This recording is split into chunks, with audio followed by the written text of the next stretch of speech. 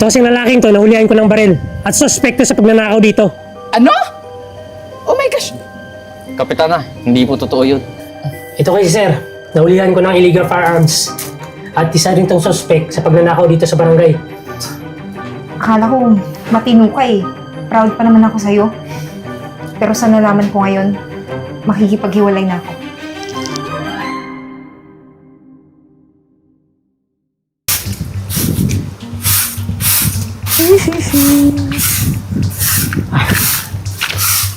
Ano ba? Haharang-harang ka sa daan eh. Francis, ano bang ginagawa mo? Naglilinis yung tao, oh. Paano ba naman kasi Eden? Maharang-harang sa daan. Francis, anong Hindi mo ako humaharang? nakita ha? Pulis ako. Kaya tumabi-tabi ka dyan kung ayaw mo masaktan. Francis, ang laki ng daan? O siguro pinagtitripan mo lang yan? Pinagtitripan Eden. Kilala ko to eh. Ito yung inuuli naming magnanakaw. Eh sir, masamang bintang yan. Tsaka sir, baka pwedeng padampot nitong sinipa mo. Sige, ako pang magdadampot ha? Ano to? Ba't may baril ka? Ha? Francis, ano ba yan, ha? Kita mo na di ba? Baril. Siguro ito yung ginagamit sa pagnanakaw, no? Francis, tama na! Hindi ka sure kung sa kanya yan galing. Eden, nakita ko sa basurahan niya eh. Eh malamang, nung nakita niya tayo, nilagay niya agad sa basurahan. Francis, sumusobra ka na talaga eh. Eh wala ka namang ebidensya na sa kanya talaga yung galing. Excuse me. Ano nangyayari dito? Ako yung kapitana dito sa barangay. Pulis ako, kapitana. Ito kasing lalaking to, nahulihan ko ng baril at suspekto sa pagnanakaw dito. Ano? Oh my gosh! Kapitana, hindi po totoo yun. Eh, ano yan? Yan o, hawak-hawak ng PNP chief, oh? Sige na, kapitana. Dadalhin ko na ito sa presinto. O siya, sige, sir. Dalhin nyo na sa presinto Sige na. yan. Imbestigahan nyo yan. Iwan mo ng walis mo.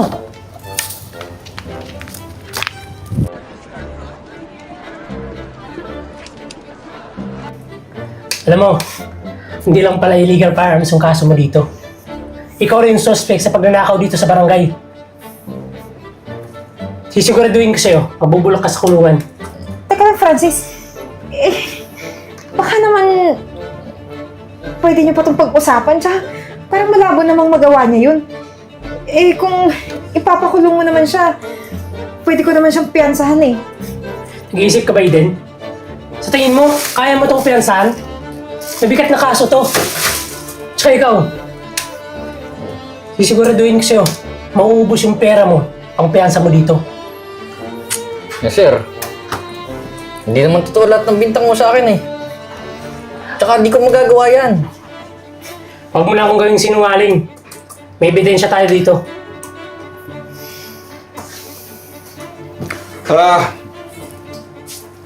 Ewan. Oh, ano nangyari dito? Ito kasi sir, nahulihan ko ng illegal firearms. At isa rin tong suspect sa pagnanakaw dito sa barangay. Totoo ba yan? Hindi po lahat totoo yung sinasabi niya. Tama po siya. Tsaka, willing po akong maging witness kung kailangan. Alam mo, Francis, sigurado ako hindi magagawa ni Jebo yan eh. Kilala kong anak ko. Anak niyo po to sir? Summa cum laude yan sa UP.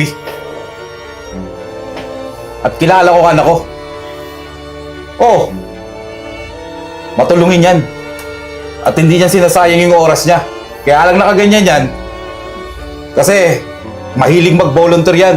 Yan, naglilinis ng barangay, ng mga kalye. Alam mo, ikaw ang may illegal na ginagawa dito. Illegal arrest yung ginagawa mo. Eh sir, baka po pwede na pag-usapan na lang natin to. Eh maling akala lang siguro ako sir eh. Maling suspect yung hinuli ko. Bakit? Unang beses lang ba nangyari to? Francis, marami ka lang ginawang katarantaduhan dito. Alam mo, ilalakad ko yan sa taas.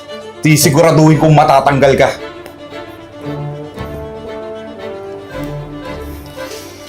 Francis, alam mo ba? dahil sa ginawa mo. Akala ko matino ka eh. Proud pa naman ako sa'yo. Pero sa nalaman ko ngayon, makikipaghiwalay na ako. Eden. Eden. Ayos pa. Yan, dami ng pera mo. Di ba sabi mo, ubusan tayo ng pera ngayon? Teka lang, pare. Pare! Itong trabahong to. Ang bihira. Si Francis, oh. Ang ex mo. Eden? Oh, kumusta ka na? Okay naman. Kapala, Eden. Nagtrabaho na ako ulit. Pwede ba? Magbalikan na tayo. Ay, pasensya ka na, Francis, ha? May boyfriend na kasi ako, eh. Eh, sino ba yung boyfriend mo? Si Jeboy. Ito? Ako ba, Eden? Ang dami namang lalaki pwede mo ipalit sa akin. Bakit ito pa? Tsaka, ang laki ng atraso nito sa akin eh. Dahil sa kanya, ganito yung trabaho ko. Teka lang, Francis. Anong atraso? Ikaw nga nanguna, eh. Pinagbintangan mo siya. Francis, hindi ka naman magkakaganyan, eh. Kung hindi mo napagtripan si Jeboy dati. Tsaka isa pa, okay na ako kay Jeboy. Kasi mabait siya. At hindi hambog na katulad mo. Alam mo, Eden, ang baba talaga ng standard mo sa lalaki. Basta may pera lang, kahit mukha kang hito, gusto mo pa rin. Eh, Francis, di ka pa rin talaga nagbabago, no? Ganyan na nga trabaho mo, napakayabang mo pa rin. Ikaw, huwag mo akong sinasagot-sagot, ha? Salamat ka. Wala na ako sa posisyon. Kung nagkataon lang, kakatikim ka sa akin. Tumigil na nga kayo. Ay! Ano to? Ano to? Nakikipagchismisan ka sa mga dumadaan dito? Eh, wala. Kitang-kita mo yan, oh! Linisin mo to buong subdivision dito sa barangay natin, ha? Kasi pagkalabas mo doon sa may kabilang subdivision ka na naman. Ano to, ha? Tatayo-tayo lang? Bakit ba ako na lang lagi inutusan mo? Marami ka namang cleaner dyan, ha? Ayun na nga! Pinag-rest day ko lahat ng mga cleaner. Kasi ang gusto ko, ikaw ang maglinis sa buong kanal dito, hindi lang yung kanal dito, pati yung kanal ko. Para lang sa ganun eh. Alam mo yon, maturuan ka naman ng magandang asal, di ba? At saka bagay lang yun sa'yo. Dahil sa mga pagbibintang mo naman naman mali-mali. Ano? Maglinis ka na! Ayusin mo, ha? Kapitana, maraming salamat po, ah. Siya, sige. Wala ka naman yan. Sige, mag-exit na kayo sa camera kasi mahaba na yung video na to. Sige po. Bye-bye!